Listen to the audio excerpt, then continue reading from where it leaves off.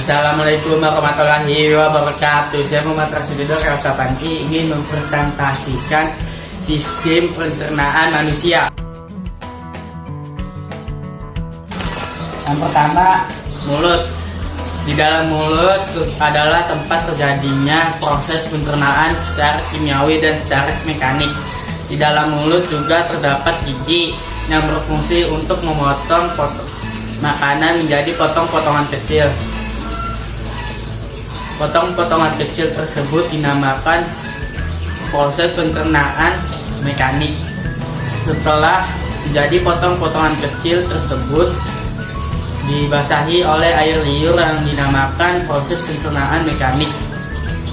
Sebelum lidah atau otot-otot lainnya mendorong makanan tersebut ke dalam taring dan kerongkongan atau esofagus, di persimpangan antara kerongkongan dan tenggorokan terdapat katup yang bernama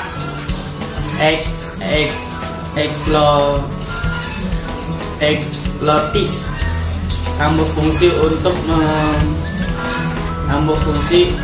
agar potongan makanan tidak masuk ke dalam sistem pernapasan.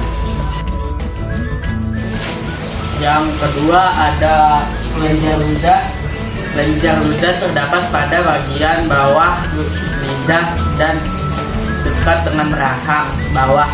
Kelenjar ludah juga menghasilkan air liur ke dalam mulut.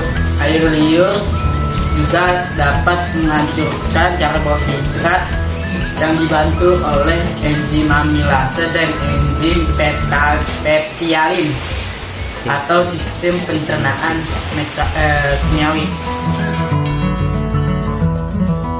Yang ketiga ada kerongkongan atau esofagus.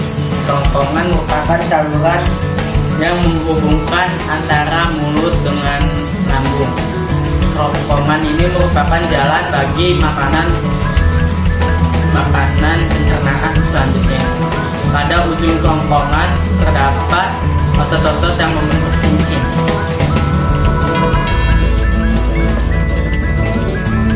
Yang keempat adalah lambung. Lambung terletak di antara esofagus atau kerongkongan dan khusus pada bagian atas perut. Lambung atau otot dinding atau otot lambung berproses dengan cara mencampur dan mengaduk makanan dengan bersama enzim dan asam. Sphincter pelvis terletak di antara lambung bagian bawah dan otot dan usus halus pertama yang disebut juga duodenum atau usus 12 jari. Kenapa disebut usus 12 jari? Karena panjangnya setara dengan usus 12 jari.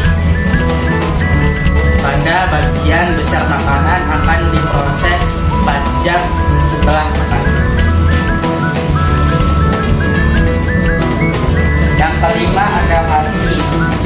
Hati memiliki dua bagian, yaitu bagian kanan dan kiri. Lobus kanan lebih besar daripada lobus kiri. Organ yang sering disebut liver ini merupakan organ terbesar di tubuh.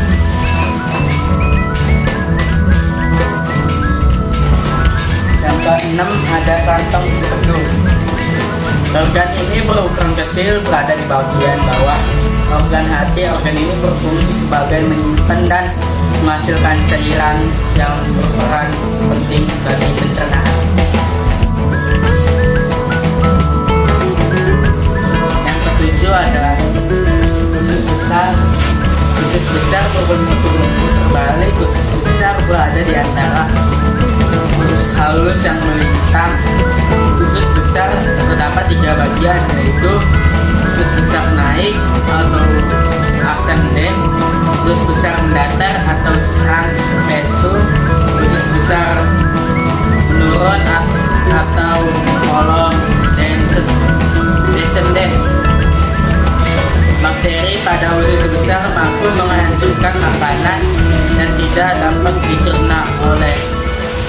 halus atau disebut juga bakteri E.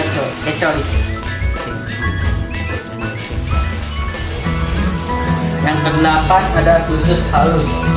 Usus halus terdapat 3 bagian.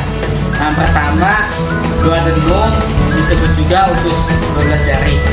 Yang kedua ada jejunum, disebut juga usus kosong, yang terletak di antara dua dengung dan usus penyerapan atau ileum. Yang ketiga